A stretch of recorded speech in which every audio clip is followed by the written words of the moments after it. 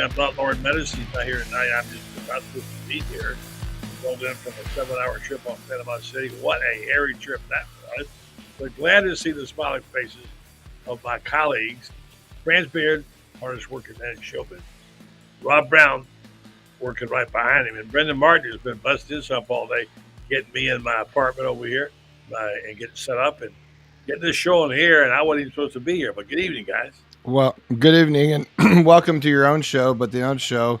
You don't have to stay for long, but you just have to show your pretty face so we can approve our writer. Gentlemen, we'll be right back after these messages from our sponsors. Yes, it's time again for Buddy Martin. Call him up and tell him what you're thinking, but be kind because he's doing the best he can. Better, stronger, faster. Mama says that alligators are ornery because they got all them teeth but no toothbrush. Hey, what if the voice calls while you're gone? Take a message. Bye. You ready, champ? I'm ready for this my whole life. I'm incapable of small talk. But that's why you love me, right? Kind of intimidating to be in the presence of so many great athletes.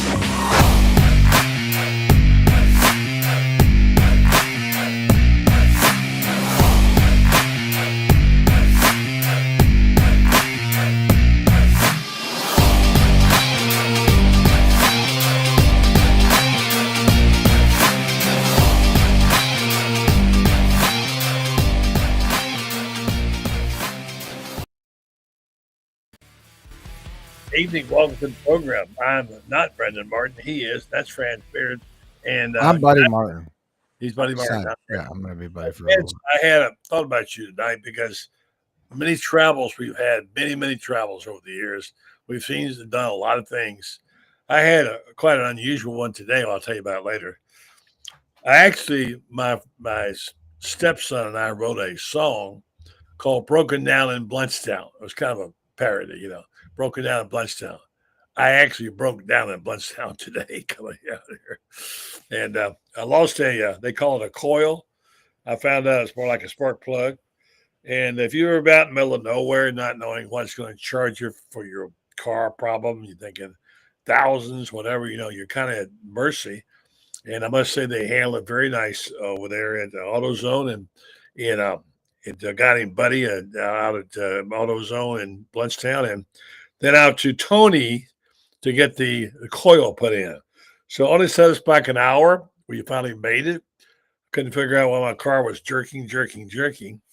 And then to add to the adventure, friends, we came across I-10 and down, and it was a busy day. I've never seen so many trucks, never in my life, as I saw on I-75. So we cut it close on the gas, but I was age real close. And they said, well, you have 35 miles to go and you have 42 miles of road to gas. So I'm going to try to take it down and get to the other side of Gainesville and go and get some gas. That sounded great in theory, except you didn't count for the fact that some of the trucks stopped along the way. You burn more gas. I literally got down to 0 left in my gas tank.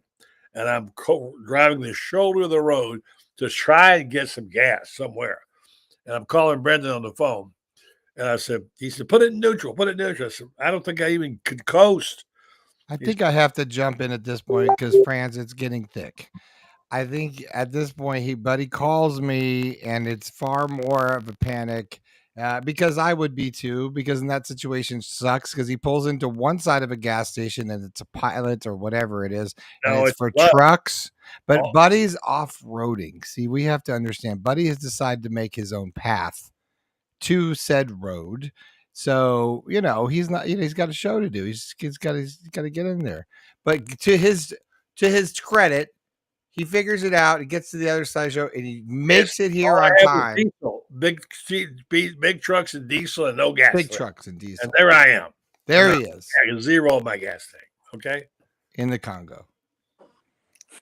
Anyway, we did pull across the way. We somehow got there and got the gas tank filled up and waited in. But just another exciting day in the travel. France, we've had a few over the years. Well, you know what? It was more fun, I think, when we took the wrong road and we ended up going up to Tennessee for the I guess it was a 2000. Florida Tennessee game. Yeah, Florida Tennessee game. I guess that was in 2008, was it? Yeah, it was 2008, and we were at the place on the Oconee River where they say they filmed Deliverance, and punctured a tire. This guy comes up. His car is basic Bondo. He has bungee cords holding his doors together, and he comes up there and says, "I'll change that tar for you." We went, "Really?" He said, "Yeah, I know how to do this," and he did, which was amazing. We sat there, and there were, let's see, Mark McLeod, Tim Casey, John Finneran, me, Brendan, and Buddy. That was our crew. We were Double team. we were traveling. We had come up from Atlanta, and we got the tire change, but we got that little donut thingy on it. All right, and now we got to get a tire. So the guy who changed it said, "You need to go down to Billy's place." And where's that Billy? Billy's place? Yeah, follow me. We did. We pull in this van. We pull into Billy's place, and there's this guy who's got a cigarette that's about this long, with an ash that's even longer, just kind of hanging down. And literally, they got the jack under the car, and the van hasn't even stopped, and the van has got the jack underneath it, and they're starting to jack it up. Brendan hasn't even put it in park yet, and then all of a sudden, the guy looks around, and we're sitting there stunned, and the guy looks around and says, "I ain't got your tar." You ain't? "No, I ain't." "Where's the closest place that has one?" "Cleveland." I said, and Brendan's first comment was Ohio. My first comment was like, "Ba-da-dang, dang, dang, dang, dang, dang, dang. You got a pretty mouth. Get that cigarette out of your mouth." And then we went to the Franz, if I take any longer for you to tell this damn story, I'm not going to have any more viewers. I love you to pieces, but damn it, the rankings are out and I want to talk about them. 20 minutes ago, Franz, I'll let you get first crack at it as I put them on the screen. Have you seen them, Yes. sir? Yes, what I are have. your thoughts? Ole Miss at number 11 is ridiculous. Ole Miss is, I'm going to tell you what, Ole Miss is right now the scariest team in the country. I was listening to a talk show yesterday, and the guy says, you put Ohio State's uniforms on Ole Miss, and they become the scariest team we've seen in years. And they lost 2 games that they should have won, largely because of penalties and stuff like that. But right now they're playing really, really well. They got all their defenders back. 46 sacks, lead the nation, the number 2 rushing defense, number 2 scoring defense in the country. And they can score points. I think that the SEC will get 5 teams in. They got 5 right now. I think they will. I think the ACC, whoever wins between probably Miami and SMU, but they're only going to get that 1 team in. Big 12 is only going to get that 1 team in. And here's the deal, too. If BYU loses in their championship game, and they have gone 12-0 in the regular season, then lose their championship game, they don't get in.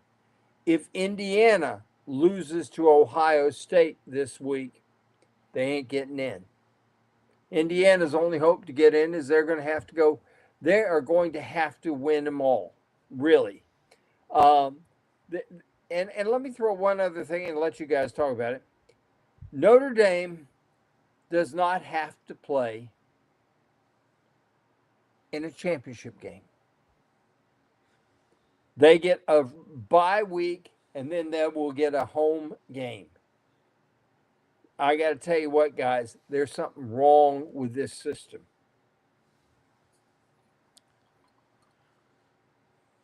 Rob, I'm going to throw my 2 cents in because I know yours is far more interesting in this arena because I know we've talked about it at length. And tomorrow on the show, I hope we were going to be talking to Matt. His son is the AD at Oregon. Is that right? From, Yeah, Matt will be on Thursday. Yeah, and his son Thursday, is on yeah. the staff. His son is the director of scouting and recruiting Yeah. for Oregon with Dan Lanning. Yeah. Yeah, Dan Lanning. So, Rob, I'll let you. I know you were just. My point was, I was tired. I jumped into the host role here last second, buddy. Oh, yeah. Got behind, and Lauren's not with us. So, talk to us about Oregon. What you were just with Matt, getting him dialed in, and I know you guys are good friends. So I want you to jump in next. Yeah, and listen, Brendan, I want to hear what you got to say. Hell, you know. Well, what mine you're has talking less about. to do. Mine has less to do with top 25 right now, and a lot more to do with the University of Florida. But All right, let me show you. This is breaking news, not breaking news, top of mind. This just came out 20 minutes ago, so I just want to get it. I've been emailing back and forth with General Clark, Richard Clark, the chairman of the College Football Playoff Committee, just a minute ago. We're looking to have him on, like on the 27th that morning, and that's going to be right there before the end of the season. So that's going to be a great segment on our Sidelines morning show. Look, I had lunch today with Matt Dean and over at Rhodes College in Memphis. Oregon is really strong. I don't mind them being number one. Franz made a good point when he was on the show this morning. Ohio State is loaded. But I look at Texas, the toughest team they played all year, Georgia, and they got ass whipped. Okay? Penn State, James Franklin, call this recency bias or whatever. He's 1-13 in top 5 matchups. Indiana, living on a prayer. BYU, living on a prayer. Tennessee fans up here in Memphis are like, we're the worst 8-1 team in America. That's what I hear from them. Notre Dame, France is right. The best they can do is number 5. Okay. Mm-hmm. Number 9, Miami. How many games have they been just skating on thin ice? Finally, it caught up with them. Georgia Tech beat them at Grant Field, Bobby Dodd Stadium in Atlanta last weekend. It's 2 years in a row now. But the one, if you'll scroll down to 10, 11, and 12, Brendan, and these are great graphics. You look at 10, Alabama. Alabama would just ass stomp Miami. 11, Ole Miss. Ass stomping. Swap Ole Miss with Tennessee. And Georgia goes from 2 or 3 to 12. Guys, let's go back to last year when Alabama, which has beaten Georgia 9 of the last 10 times they played. I was at Mercedes-Benz Stadium in Atlanta for the SEC championship game. I was there. Georgia went from, 1 to 6. They go from 2 or 3 the other day, losing to a damn good Ole Miss team. And Franz was so eloquent this morning as he was talking about his Ole Miss at 11. Ole Miss should be way higher. I mean, 6, 7. But you know what? These rankings are doing exactly what they want them to do. They're getting people to talk, and they're controversial. LSU, Brian Kelly, they're 22nd now. And we talked this morning. That's crazy. They look like they had not seen a football field. That's what Ron Higgins said yesterday.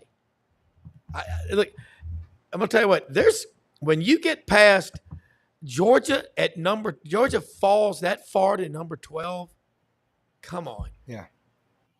There's a lot to argue about either way. Urban Meyer said it last week. He goes, I don't understand how the power rankings work yet. He said he was a big proponent of he loves the playoffs and he loves what's going on. I think a lot of people do.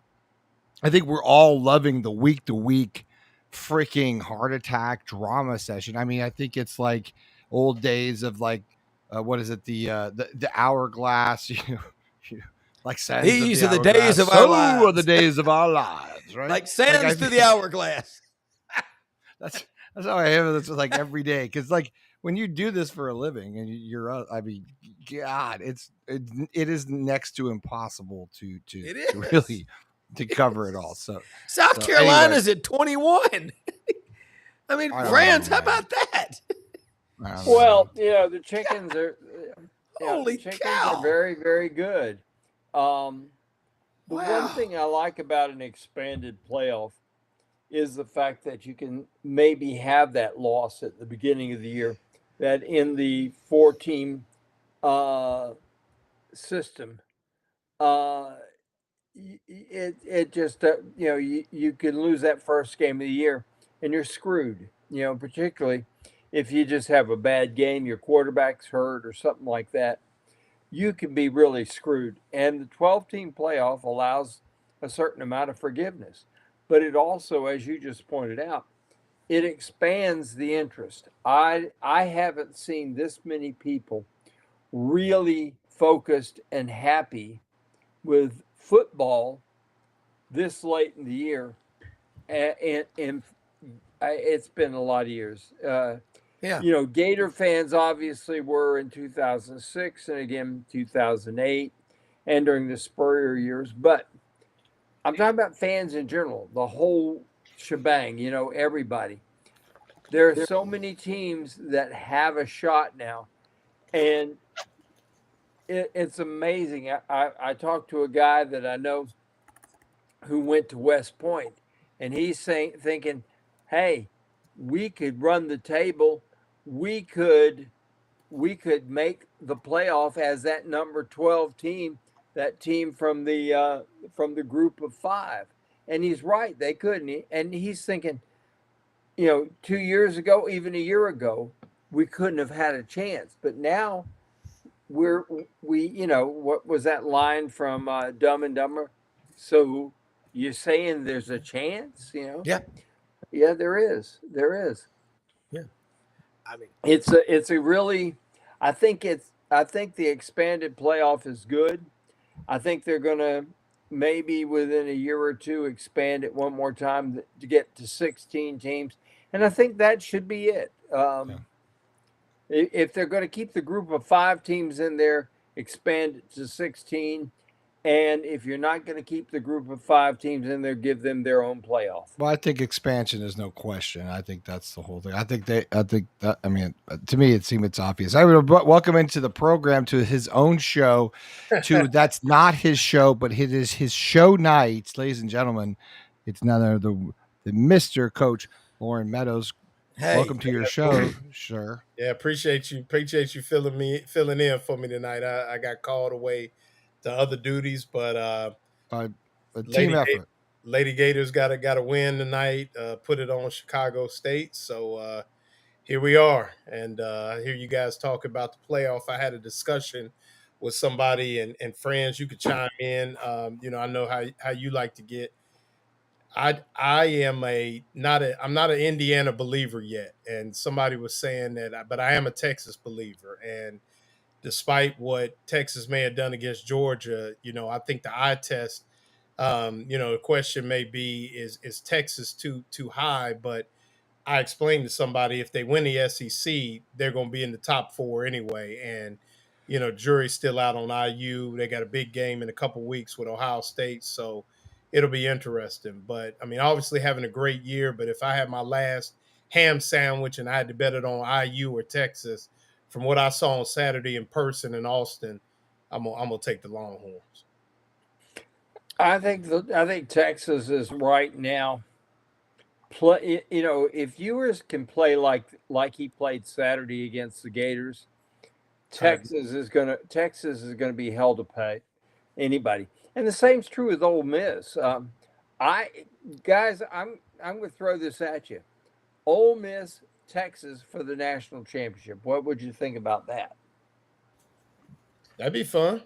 I mean, that's what it's about, is getting the best 2 teams, isn't it? I mean, for so long, because of conference loyalty and divisions, and now we're kind of getting to the point. I mean, you think about it, a few years back, Dan Mullen, second and third season, he played the national champion better than anybody. I mean, so think if there'd have been a 12-team playoff and the Florida Gators would have got a second crack at Joe Burrow, or a second crack at Mac Jones and Alabama, and you would have had that maybe with a 12-team playoff. So I like it. 2012, with the 12-team playoff, Florida lost its only regular season loss was to Georgia, a game when Justin Reed fumbles the football going in for what would have been a touchdown. Then they would have tried to go for 2 afterward, but that was Florida's only regular season loss. So that season was very, very unforgiving for the Gators. And you can think of a lot of scenarios. Go back to 2006.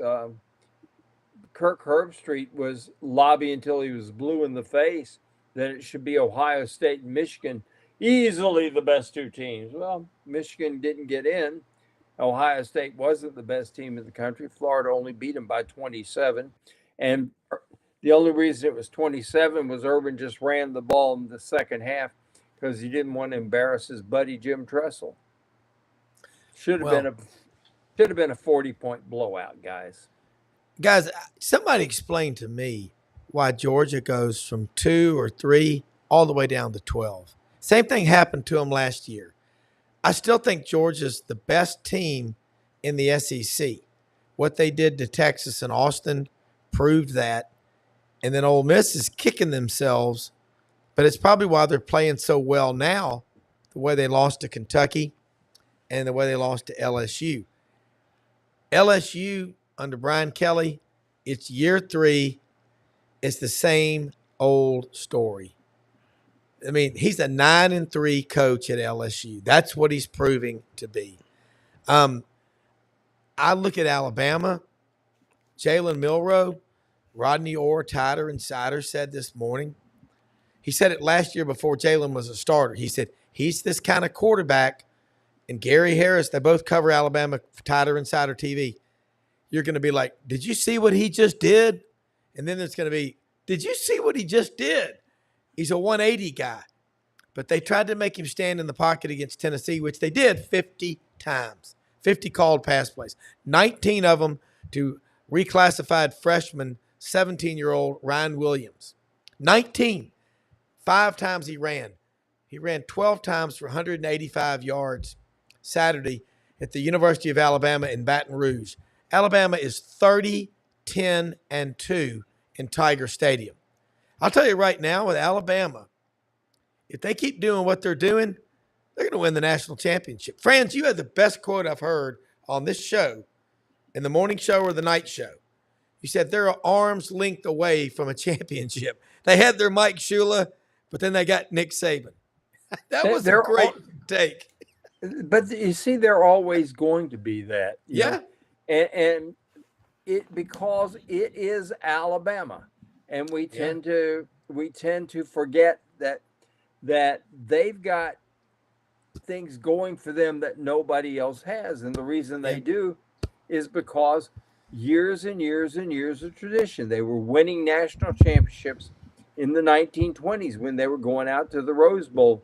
Back when they had Wallace Wade, then they followed him up with Frank Thomas, who became a pretty good football coach in his own right, and he had a guy named Bear Bryant who was one of his All-American in from Fordyce, Arkansas, and he turned out to be a pretty good football player and coach himself. But they're always going to be an arm's length away from a championship. You're not going to take that away from them. Georgia is everybody's hot little darling right now, just like Florida was from 1990 until 2001, the 12 years of Spurrier. Florida was everybody's darling and should have been the way they played. Florida was from 2005 until 2009. 2010, forget it, because that was a bad season. But for Urban Meyer's first 5 years. And the Gators haven't been. But Alabama's always has been. Even in their bad years, and they had a bunch of them because they were trying to find the next Bear Bryant, they were still just an arm's length away. It only took, how many years, guys, did it take for Nick Saban to assemble a national championship team? 3 years. Yep. Undefeated regular season, how many? 2. Yeah. Let me correct something. I'm going to throw this, Lauren. what I'm saying about Georgia being the best team is where you could say Alabama is as well. We know they lost to Vanderbilt. We know they lost to Tennessee. But Alabama has – okay, what's the best victory in the conference this year, Lauren? Alabama beating Georgia or Georgia beating Texas on the road? That's why I'm saying that about Texas. Yeah, no. I agree. No, I agree with you. I think the only thing that you got to look at Georgia is, I don't think you can win with poor quarterback play. No, and that's what's going to be the Achilles heel is, and I think that's why maybe they dropped to 12th. Is those that are ranking these things are looking at the way that Carson Beck is playing right now, which is bad. I mean, it's god awful. I think a lot of people need to come off. Yeah, Kirby wants to sit him. I think right. I think a lot of people need to come off this whole Vanderbilt beating Alabama thing, and the reason is I think we're conditioned in this world. We were conditioned to you got to have 2 undefeated teams, and those 2 have to play for a national title. And then we have to take the 4 undefeated teams or 1 with 1 loss, and those 4 have to play. You're going to have more of what you see in the NFL, where you've got a team that either gets hot late. You mentioned it, Rob, back in August. You got to play close to – you're going to play 16 to 17 games. Yeah. This thing is not a sprint. It's a marathon. So when you look at an Alabama, you look at a Georgia, you look at the level of talent, you look at them adding some pieces, it takes time maybe to get that cohesion and get it to where you're going. So looking at a team right now, even with 4 weeks left in the season per se, it's a long way to go. Teams get to get better. Like I said, coaches get to change the way they do things and they find what works.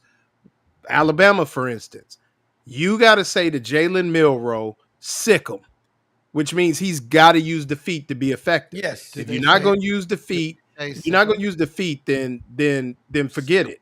There's no way he should be ever sitting in the pocket 50 times a game in any football game. Now, he can drop back 50 times, but 12, 15 of them is, all right, get loose and get to it. So, I mean, it's a long way to go still, and I would not be shocked if Georgia is standing there at the end, as much as personally I don't ever want to see that again in life. But the way this thing is structured, if Georgia's that 12 team sitting there, it's tough out. Well, I think you hit the nail right on the head because, you and I are pretty much the same person. Waist up. Basically, I think you are. I think that there are so many analysts, there's so many people crunching numbers. That job is such a job now that there's no way they're not thinking ahead already, or were thinking ahead already. They knew this season was going to be the turning season, right? This was going to be, everything was going to be different. Everything you've known before this season, throw it out the window, because it's not going to be like it was before. You can't count on tendencies. It doesn't matter. All things are up. All bets are off. All recruiting is different. Facilities don't matter anymore. Everyone's got a Lamborghini or a Hellcat or whatever the hell. It's all different. Now, we've all discussed that ad nauseum. We know that. But, so I think, I think a lot of these coaches knew, not a lot, I don't mean it like that, so epiphany-esque, but I think they knew going in, you didn't have to run the table. You didn't have to go undefeated. Correct. And I think the smart coaches knew that. And then you tell me if you agree or disagree, you also know that being healthy at the right time and peaking at the right time is, the most important thing you can do, especially in tournament play, for a championship, at all, a la basketball. So we're seeing France to sort of dovetail what you were saying. Yeah, 12 teams, 16 teams. Yeah, I think we're going to see a huge expansion in this playoff system. We're going to see more of that structure because, damn, if that doesn't make a lot of money. Well, here's the thing, guys. Billy Donovan once said, after the 2006 national championship, He said, "Were we the best team in the country?"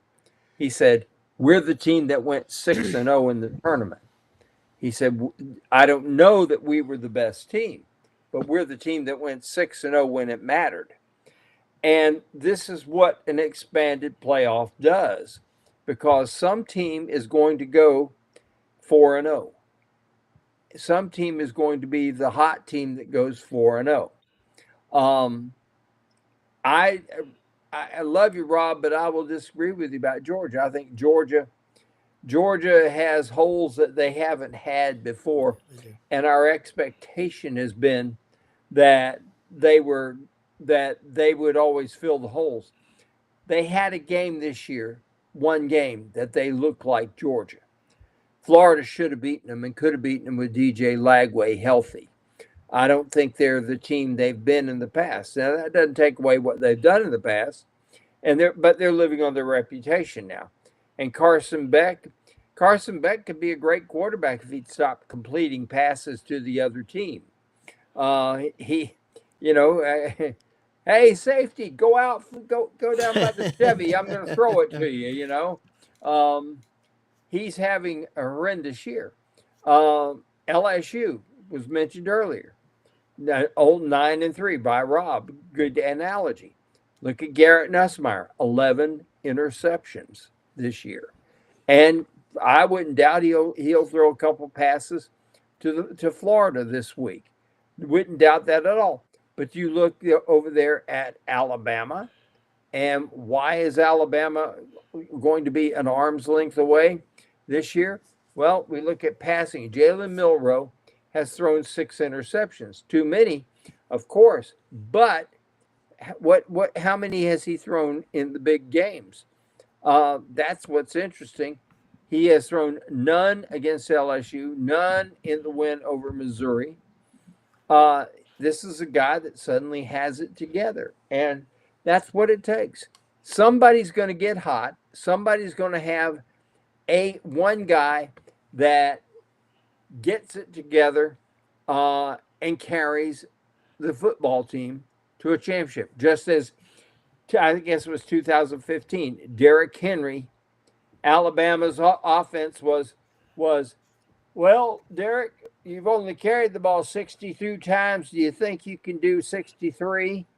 And that was kind of the offense, because any team that can win a championship with Jacob Coker at quarterback, I'm telling you what, that may be the greatest feat since Jesus changed the water into wine. Whoa! It also helps when you got them nasty dog catchers on defense too. They had the defense was nasty. But I will say this: it's time to go out. I hear music. I was trying to get somebody's attention because we got to pay the bills real quick. All right, go ahead, pay the bills. I'll make this point. We are excited to let you know about Titan MRI, now open to save the greater Gainesville area. Focus on the patient. Have a great customer service experience. We know people like you live a very busy life, and although we have regular business hours, we are available by appointments and evenings and weekends in order to meet your scheduling needs. Our MRI equipment is modern. Our MRI unit has one of the largest bores opening for guys like you, Lauren, and any of the newer, higher strength MRI units at 71 centimeters. It allows comfort scanning and potential claustrophobic for people like larger patients or people who are potentially not comfortable. This is your thing. Go check them out. Titan MRI. They are Gainesville and Lake City. Just want to get that right. 352-672-6644.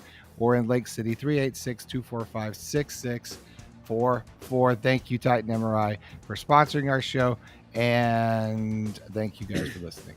That's BR549. Got to give them a little love. Got to give them love. I haven't read their copy, and they're great sponsors. I just want to make sure we get. What I wanted to say is, I think here's the story of Alabama, and I think when you look at Kalen DeBoer, at least from an offensive standpoint, who do you have last year? He had Michael Penix.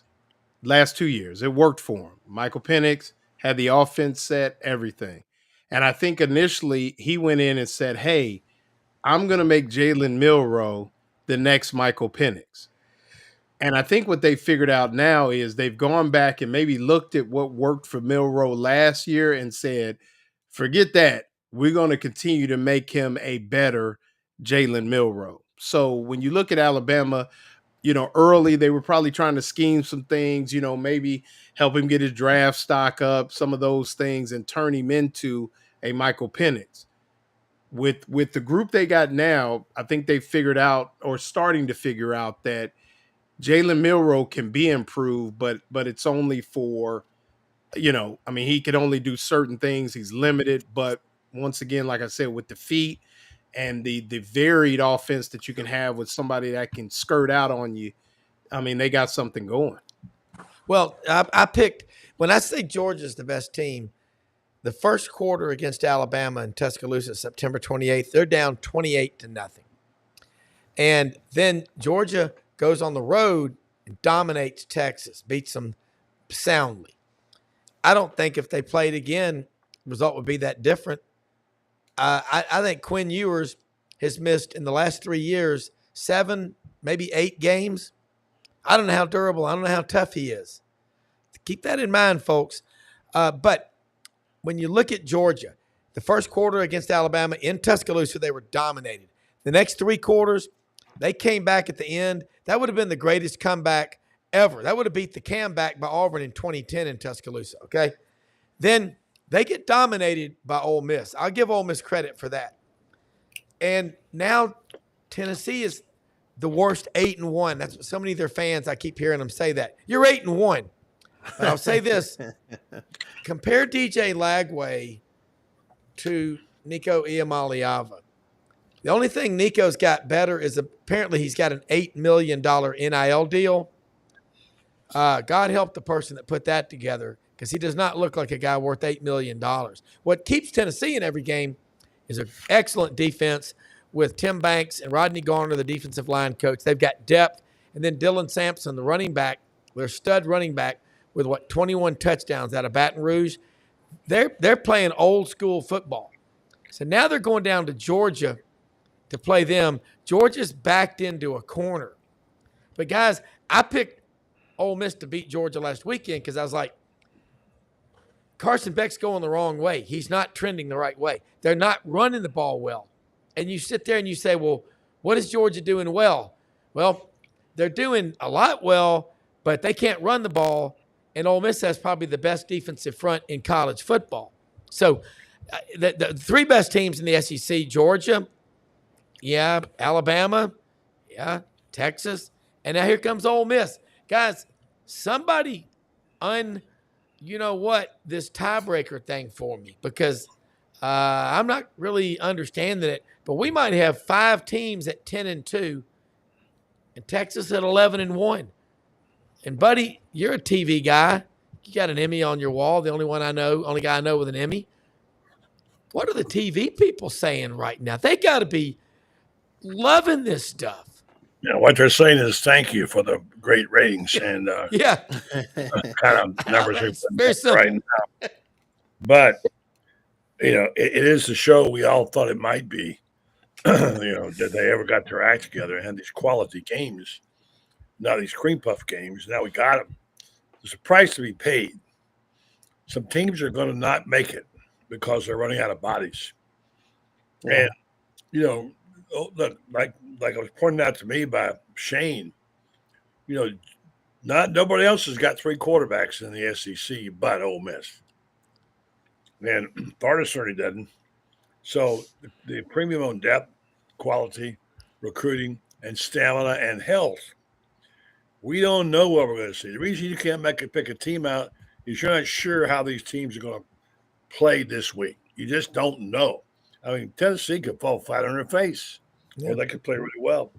They're 10-point dogs they are 10-point dogs at Athens, even though they are the higher ranked team in both the AP and the College Football Playoff Bowl. It's kind of your say it should be worse. I'll take that cover for Georgia. Tennessee? Sir? Tennessee covers? No, Georgia covers. I'll take that cover for Georgia. I don't think Tennessee might cover. So we need to tell this couple that thinks I'm a dumbass for saying Georgia's so good. Want me to get off the show? You can kiss my, good. Nah, That's fine. he just messing with you. He's a good care. dude. I'm Greg's a saying good dude. That's what I'm saying. I agree with him. What he said. It's confusing. Georgia is Keep higher, in mind, lower ranked. Rob. Keep Yeah. in mind, being behind enemy lines. When you say Georgia, No, I know. ain't the same as Tennessee or whatever. But buddy, I'm laughing about it. I'm just having fun with it. Buddy, you're right. And Lauren, Tennessee's ranked 7th and Georgia's 12th. Buddy, when was the last time you saw them be a 10-point underdog? But remember 2 years ago when Tennessee was number 1? What happened when they went to Athens?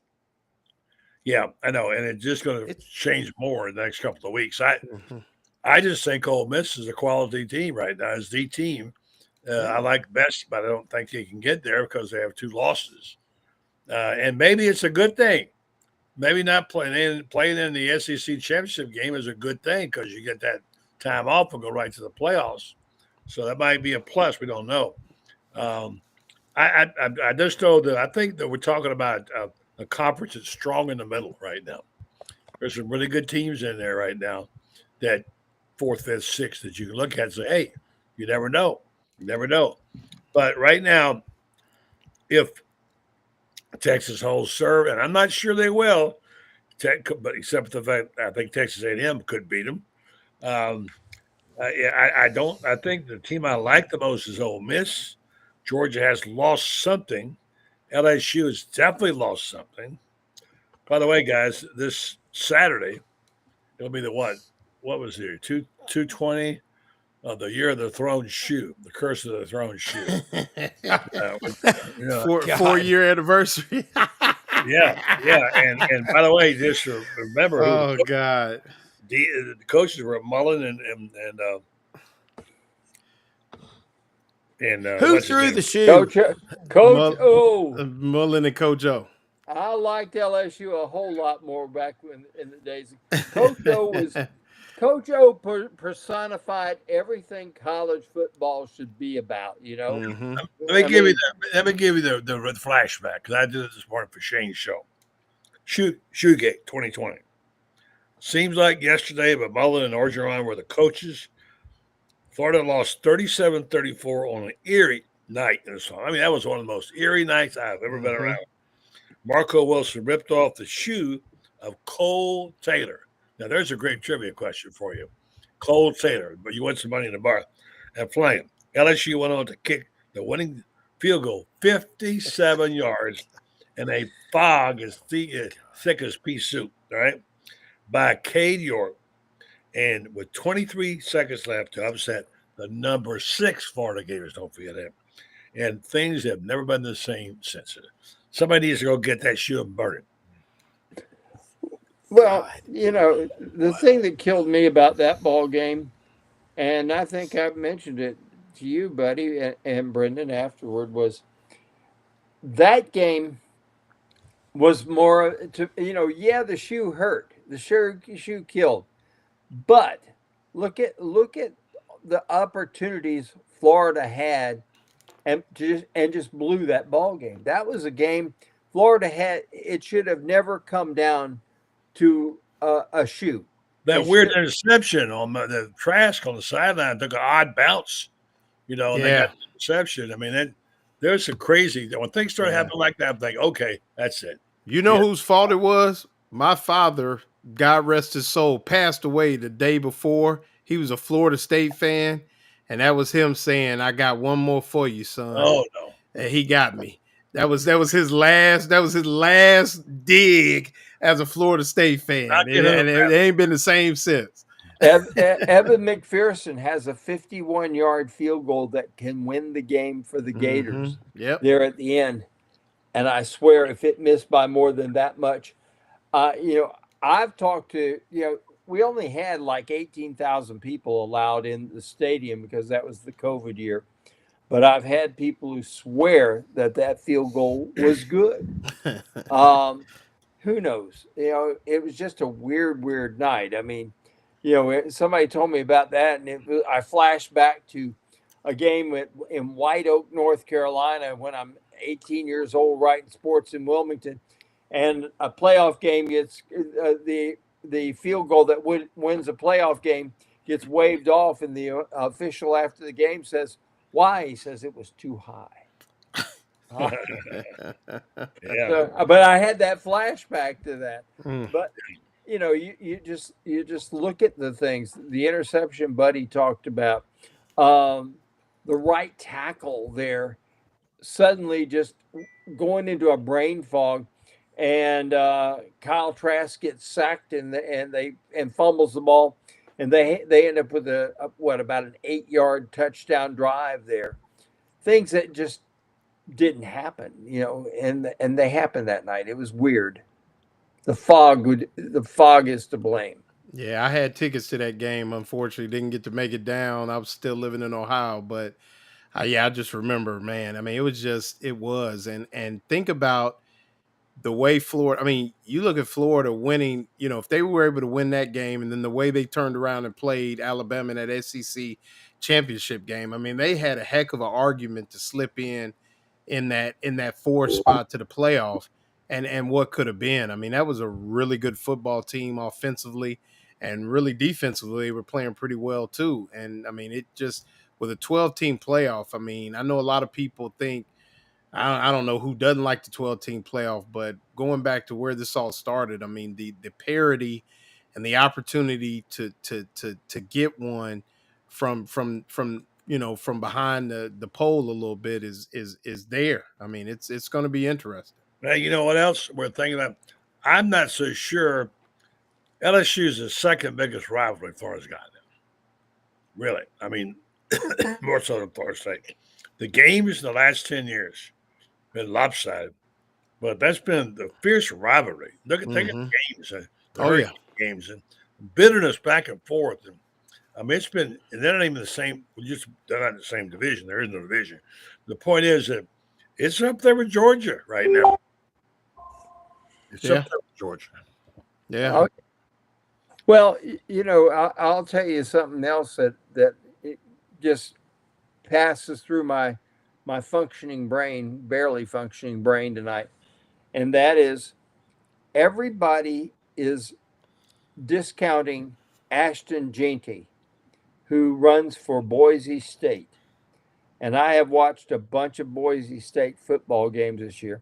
And the guy, he is originally from Jacksonville, Florida. His dad was a career Navy flag officer, by the way, who ended up settling in Texas because he wanted his kid to have the best shot. And yet, his best offer other than Boise State, I think, was Sam Houston. And you look at this guy, and we talk about one team getting hot, one team with one player getting hot at the right time. You look back to Devontae Smith in 2020, the hot guy that carried Auburn. I mean, what am I saying? Alabama? Yeah, sorry about that, Rob. It's a nightmare. You look at that.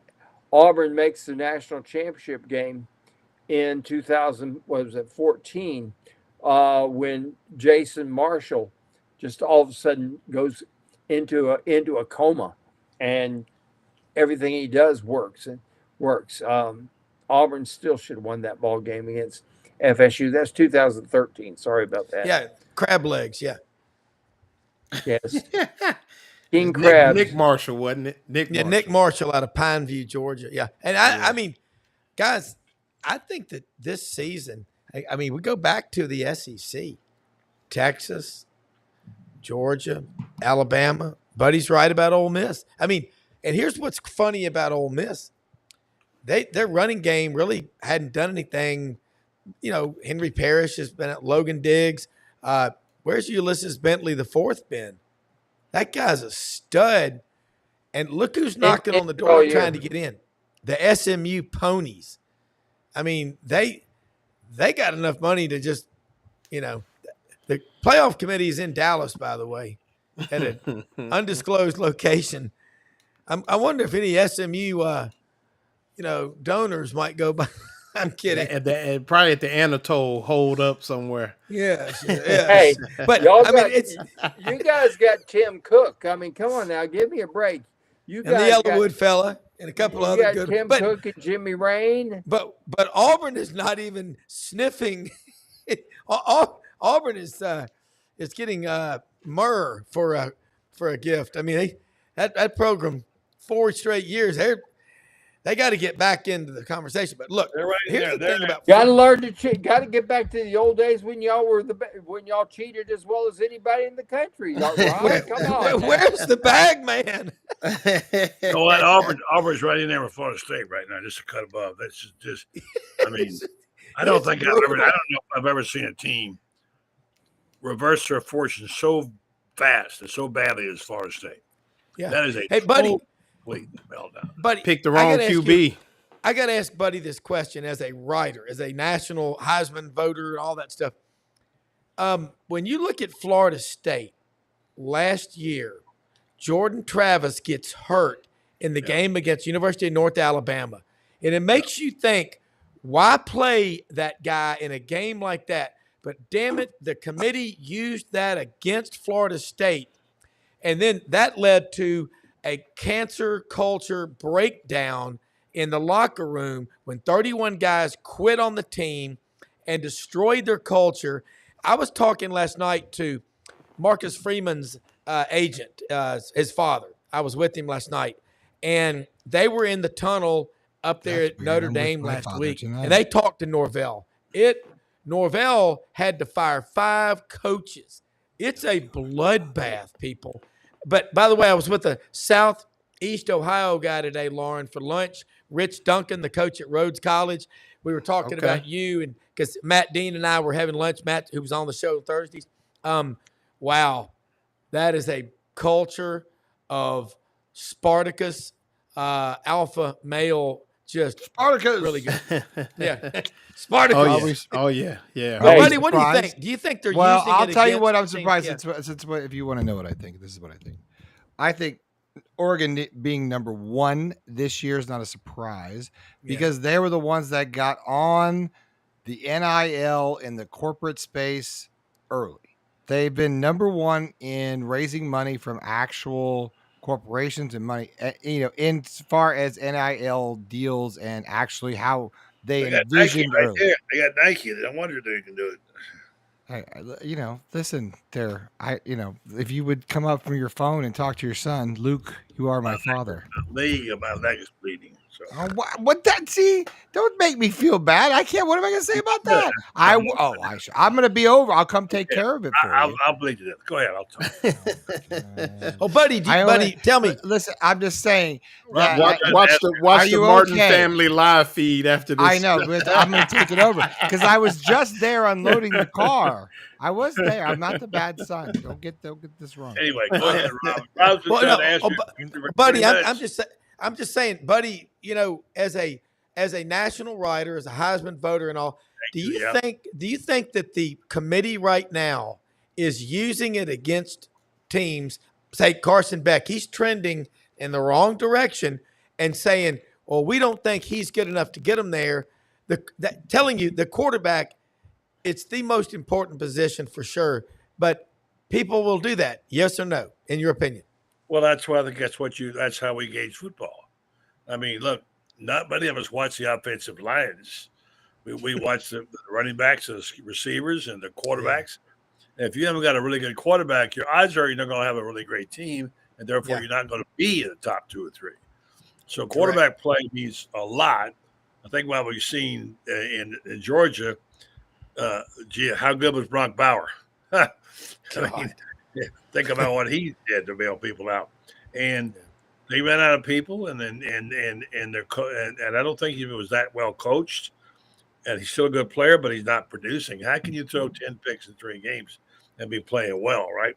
Dude, he's partying in that Lambo is what he's doing. He's like, So the answer going to practice.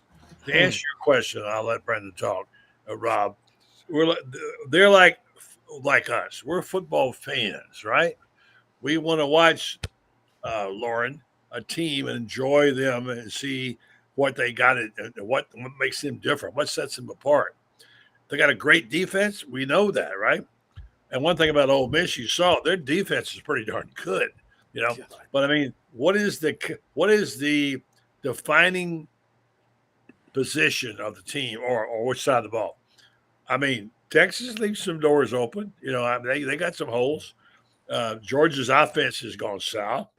Yeah. And I think Ole Miss has got the closest thing to the package, including the quarterback. That's my opinion. That's what I go by. And if I was voting for them, now I will have him in my – I'm having in my sights for my Heisman vote. We'll see. But I do get affected by the number wins and losses, and those 2 losses do hurt them.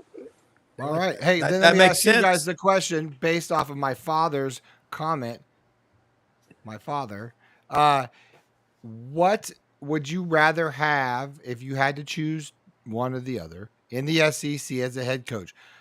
The best quarterback, like great, like amazing, like you're gonna have, you know, I guess Tim Tebow type dominance type quarterback, like that, or like, yeah, top 5 defense with, like, you know, pretty balanced team. What do you think you could, if you had a pretty balanced team and like a crazy great quarterback, or do you want a crazy great defense? So which one do you rather have, Rob?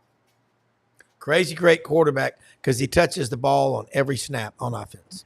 Yeah. Okay. But this is SEC now. Okay, go ahead, Lauren. I'd say crazy great quarterback, because good offense. I mean, in this day and age, the way the game is evolved is can beat good defense. Okay. Francis? It's got to be the quarterback. Quarterbacks have more opportunities to dominate a game than defensive players. How often do you see, for example, a Wilbur Marshall type game or a Lawrence Taylor type game when they take the game over completely? It's really, really rare when that happens. But quarterbacks do it every week. And sometimes you get a quarterback that goes on a roll and he does it every single week of the season when it becomes crunch time. Well, quarterback for me, buddy. You've always explained that, Can buddy. I add one thing really real quick? Go ahead. This is the dumbest thing in the world. When I was watching, it might have been Chris Dorian SEC show, and someone said something about who will get the most touches. There was a quarterback and it was a running back. Somebody said, the quarterback's going to touch the ball every play. What do you mean? So you don't have to worry about it. He gets to touch the ball every play. So it is, you're right. The quarterback is the most important position. Yeah. I want to throw one at y'all. DJ Lagway as a freshman, total package, passer, runner, everything. Y'all have forgotten more about Florida than I know. Is he more impressive? He doesn't have the team around him than Tebow, or is he just different? Because I'm looking at quarterbacks, and I hear about Iamaleava at Tennessee. He's good. DJ Lagway's so good, Florida's willing to keep Napier around for him. That's how valuable this kid is. I mean, he's got tree trunk legs. He's fast. He's strong. He walks in the room, and he makes everyone around him better. And if you're a coach, the ultimate fantasy is that your number ones are practicing and playing and working out as hard as your 2s and 3s. That's what a guy like Lagway can do to a team. Yes or no? No doubt. I mean, I think that's why I think you could see, you know, depending on how things go, and we've all got our issues with maybe the way that the Napier organization does things, but the way that this has transpired, I think they're going to have to kind of take the Ole Miss model and get in the transfer portal to make this football team better. And I think Lagway at the head of the whole thing. I think a lot of people are going to be maybe coming to Gainesville to play with DJ Lagway. I think he has that kind of cachet, and you know, to compare him to Tebow may be a stretch, but I mean, for Buddy, I mean, I'll give Buddy. I mean, Buddy called him special early, and he is. I really think he is. After meeting the young man, spending some time with him, Buddy was spot on, and he could be that dude to get this thing going in the right direction, because I think he has that gravitas where people are gonna want to come and based on, some of the video that they have on tape and say, hey, I want to catch balls from that dude. Okay. Wow. Well, That's powerful. But you know what that sucking noise you're hearing? That's other recruiting classes in I the don't wanna SEC answer that are going to question. lose players because Lagway's staying at Florida. You watch out. That's going to happen. I'm going to stop here, buddy. I'm going to say goodnight. Now, if you had a really long day, good night to you, Father. If you need me for Thank you, Brendan. Thanks for all your help. You were now, awesome. Dad. Now it's time Now to just take say a tourniquet goodbye. on that, and not too I'm tight. good. But I got you don't. hey, I'm just down the street. stuff on it. I got my stuff. Okay, don't want to know what that's. Love about. you, Okay. buddy. All right. love I'll you, see you Dad. the Great job. Okay. Thank Now Good it's night. time to Okay. say Good night, John Boy. goodbye Okay, great. to all Hey, our family. yeah, Hey, now- let me ask what- you something, now- Brendan. But do you see what I was saying about I'm watching recruiting. I watch it very closely. Y'all do too. It's scary what is about to happen if Florida is serious. Well, I was going to answer your question. It's going to hurt other people. Yeah, I was going to answer your question there before. I think Mike. Maybe I'm just jaded, Lauren. I don't think I'm jaded. Look, I like this new move. Agree or disagree? One of the greatest. Good night, my daughter. Do you need something? You're asking me. Scissors? We don't pretend that we know sign language anymore. We got caught for that. We don't do that anymore. Okay, I love you. Good night. I don't know where the scissors are. Maybe where you lost them. I don't know. Do you think I think DJ Lagway has all the potential to be great. One of the greatest things about Tim Tebow and the entire planet was his durability, his folklore that of winning a game on his leg broken, dragging them down the side and taking them with you. I think there are a lot of amazing athletes out there that were going to be all the things that couldn't stay healthy. No, I mean, no. And look, and that's just me looking at the facts in front. I didn't say, like, remember I said, I don't think he necessarily, I didn't say he would be better than Tebow. No, I'm saying, this was my knock where I was just saying, potentially now. Right. This is early. He's hurt early. Yeah. Glass jaws and things. I know. Again. I think we'll see. We'll see on that. I hear you.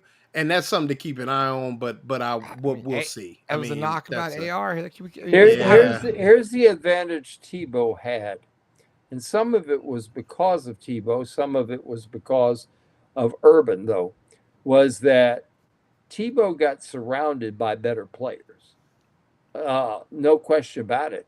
Florida had better players around Tebow from his freshman year because Ron Zook had really recruited well.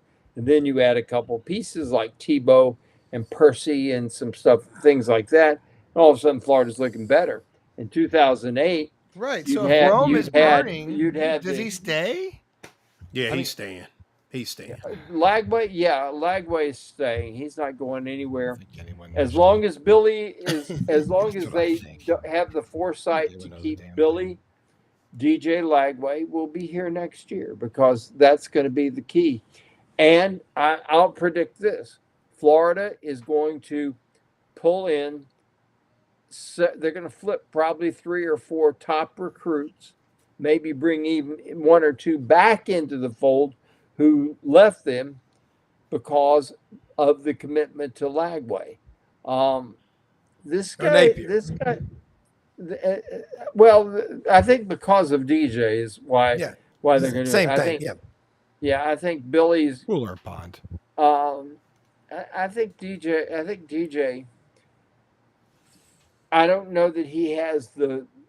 We don't know that he has the will to win that Tebow had. Tebow was a psychopath. Well, Tebow was that. Tebow was the Incredible Hulk. The Boy Scout, and then you got him pissed off and he turns into the Incredible Hulk, which got pissed off the first time somebody. Yeah, but you had to kick him in the face to piss him off. And once again, people saying 5. I didn't say 5 stars were going to come because Lagway was staying. No, but they're going to get a better recruiting class. Well, and they're going to, and I agree, Franz, but there are also guys that are at other schools are going to look at this and say, I want to come play with DJ Lagway. I don't want to stay here. I want to go play. I knew him in high school. We grew up together. I played against him. He's a good dude, and they got a good thing going. And You're then going to when you find look somebody, Lauren, I'm going to interrupt you real quick. They're Go going to ahead. find a right tackle, for example.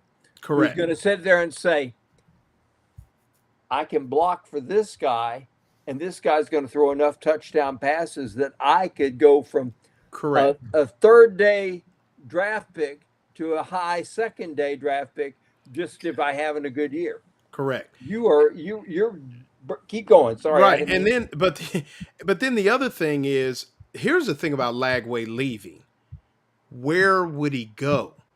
Here's the thing about that. You get to be the starting quarterback at the University of Florida.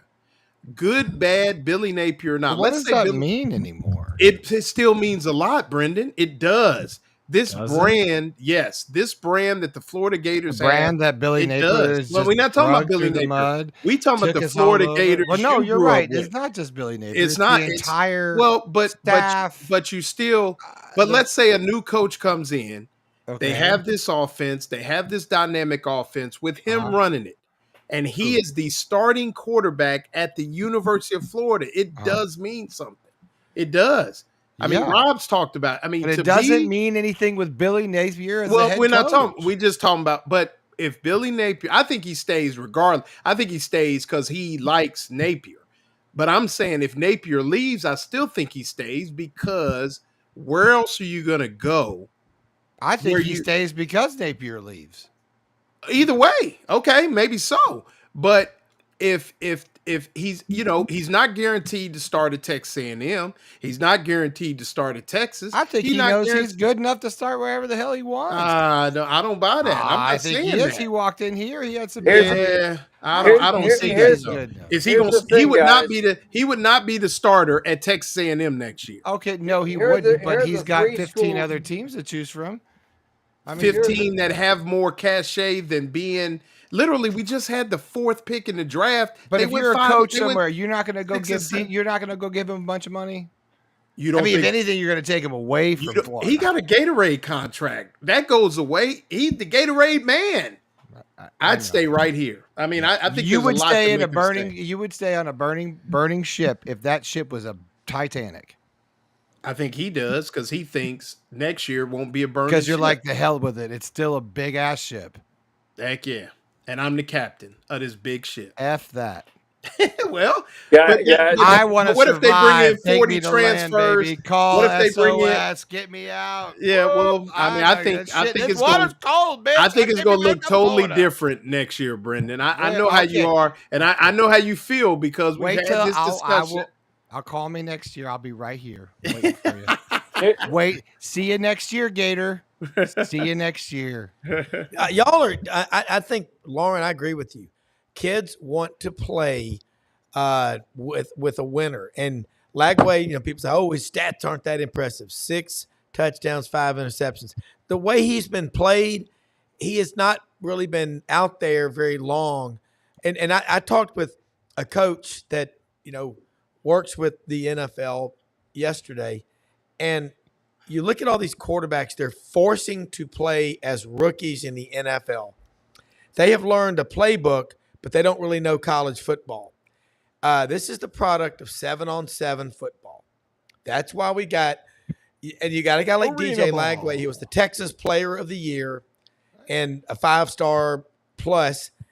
I think other kids want to come play for him. You watch, as soon as Florida announced, and I think Scott Strickland's doing it to CYA, because if he goes, if he has to get rid of Napier, then he'd be gone too. I don't think y'all are going to give him a third chance to do this. But I think this coach and I were talking, these kids, they're forcing them too early. I think you're going to start seeing more kids stay 4 years at quarterback. We're going to get Brendan. I'm going to get. Wasn't supposed to be there right now at all. He wouldn't be. I'm going to starting get if- Jim Nagy on the show here soon, the executive director of the Reese's Pieces Mobile Senior Bowl. I'll get some And free Jim, Reese's Pieces 'cause Jim I is love those knowledgeable. Jim's got 18 years in the NFL, 4 Super Bowl rings, knows the game. I'm telling you, folks, guys like Lagway, I wouldn't be surprised if he stays 4 years. These guys that are jumping with 13 career starts, they're starting out in the NFL because they got to play them because they pay them so much money. But look at Bryce Young. Look at Anthony Richardson, C.J. Stroud. Justin Fields. Watch these guys. How many? Look, Josh Allen, Patrick Mahomes, and Joe Burrow, a Southeast Ohio guy from around Athens. Those guys understand football, and they stayed in college. I just watch this. I think Lagway stays behind, doesn't leave Florida, and attracts, and they flip 4, 5, 6. I'm keeping up with this. I know y'all are too. There's a bunch of kids out there that committed to other schools because they thought Napier was gone.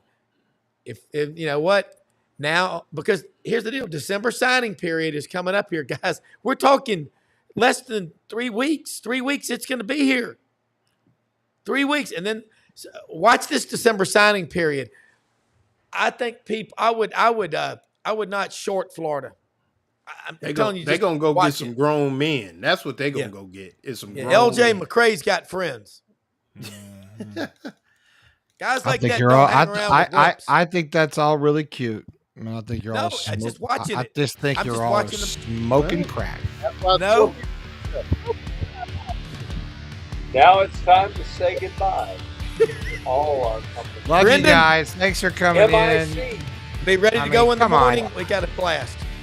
All right. Well, hey, listen, Lauren, thanks for stopping in for your show. Lauren will be back next week to host his show. Yes, sir. It's not my show. It's the Buddy Martin show, but which really isn't his show. It's really just my show. Okay. Well, then there you go. Always the Buddy Martin Mr. President. Show. It will always be the Buddy Martin Show. Forevermore, this show will always be the Buddy Martin Show. Good show, though, guys. This was fun. All right. Shout out to Kelly. Shout out to Kelly Ray Finley and the Gator women's basketball team. Yes. Hit the century mark 2 games in a row. Playing well right now. We didn't talk about the not golden trip.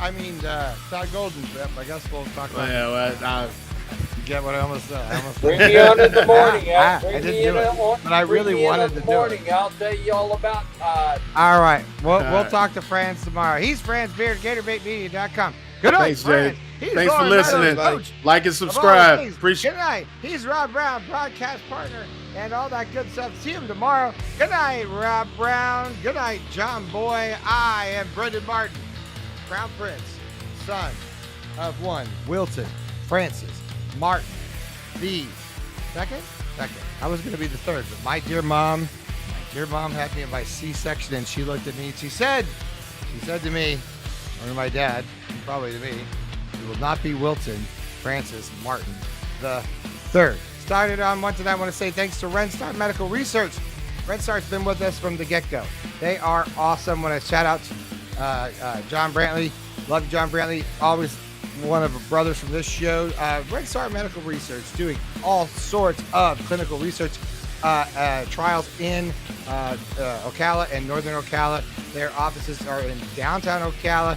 They are awesome. If you're looking to be a part of a medical trial, you want information on all that stuff, check them out, renstarmedicalresearch.com. I want to shout out to our other sponsor at Meldon Law. We didn't see him, we talked to him earlier. Meldon Law representing just about everyone that matters in this town. Check him out at meldonlaw.com. He is a proud sponsor of the Buddy Martin Show for a very, very long time. And of course, Titan MRI. They are as well. Been with us forever. Wow, I did that off the cup. Buddy, I think we'll be on Shane's show tomorrow. If not, Buddy will be back on the regular time tomorrow night. I think it's with Allie. Yes, so Allie Peak Wilbur and I want to say that. One or the other. They're all going to be on there tomorrow night. Okay, I've overtalked my time. I love you all. Thanks for watching, and thanks for your support. And as always, I say, go Gators.